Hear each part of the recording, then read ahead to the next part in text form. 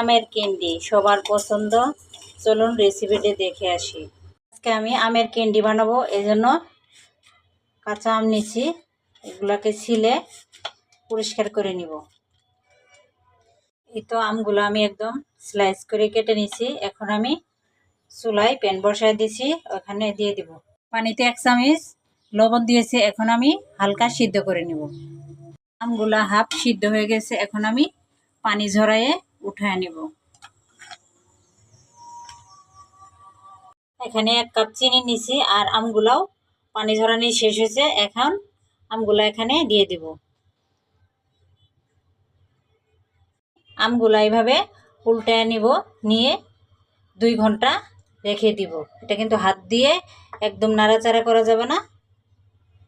এই পাচ্ছেন চিনিটা গলে গেছে, শিরা কিন্তু একদম ঢুকে গেছে। এখন আমি একটা একটা করে এখানে দিয়ে রোদে শুকায় নিব। একদম কড়া রোদে একটা রোদ দিয়ে শুকায় নিব।